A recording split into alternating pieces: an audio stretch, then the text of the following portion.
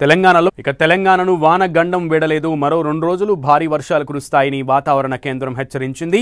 నిర్మల్, నిజామాబాద్, కామారెడ్డి, జగిత్యాల ఈ 4 జిల్లాలకు red alert జారీ చేసిన వాతావరణ కేంద్రం ఈ జిల్లాల్లో భారీ నుంచి అతి భారీ వర్షాలు కురిసే అవకాశం ఉందని తెలిపింది. బంగాళాఖాతంలో ఏర్పడిన తీవ్ర అల్పపీడనం బలహీనపడిందని, దీని ప్రభావంతోనే రాష్ట్రంలో వర్షాలు కురుస్తున్నాయని తెలిపింది. గంటకు 30 నుంచి 40 కిలోమీటర్ల వేగంతో ఈదురు గాలులు వీస్తాయని పేర్కొంది. భారీ వర్షాల కారణంగా అత్యవసరమైతే తప్ప బయటకి రావద్దని ప్రజలకు హెచ్చరికలు జారీ చేసింది.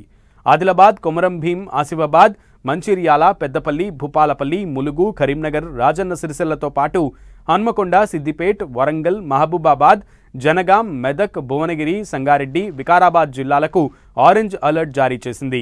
ఈ 17 జిల్లాల్లో పలుచోట్ల భారీ వర్షాలు కురిసే అవకాశం ఉందని తెలిపింది.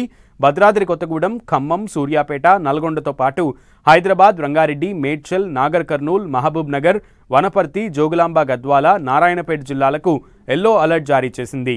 ఈ జిల్లాల్లో తేలికపాటి నుంచి మోస్తరు వర్షాలు కురుస్తాయని పేర్కొంది. మరోవైపు మెదక్, కామారెడ్డి జిల్లాల్లో కురిసిన వర్షానికి భారీగా వరద సంభవించింది. వరద కారణంగా పలు ప్రాంతాలు ఇంకా జలదిగ్బంధంలోనే ఉన్నాయి. ముంపు బాధితులను అధికారులు సురక్షిత ప్రాంతాలకు తరలించారు. ఇంకా వరద ప్రభావిత జిల్లాల్లో సహాయక చర్యలు కొనసాగుతున్నాయి.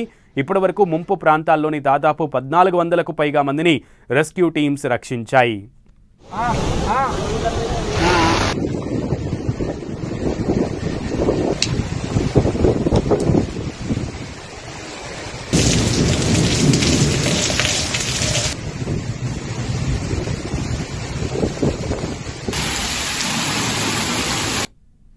నిన్నటి వరకు కొనసాగుతున్నటువంటి తీవ్ర అల్పపీడనం ఈ రోజు ఉదయం అది బలహీనపడి అదే ప్రదేశంలో దక్షిణ ఒడిశా ఆ ప్రాంతాల్లోని అల్పపీడనంగా కేంద్రీకృతం అయ్యింది.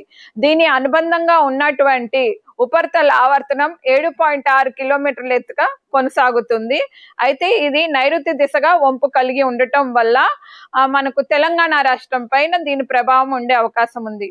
వీటి ప్రభావం వల్ల తెలంగాణ రాష్ట్రంలో విస్తారంగా తేలికపాటి నుంచి మోస్తారు వర్షాలు కురిసే అవకాశాలు ఉన్నాయి. అట్లాగే రేపు కూడా చాలా చోట్ల తేలికపాటి నుంచి మోస్తారు వర్షాలు ఉండే అవకాశాలు కనిపిస్తున్నాయి.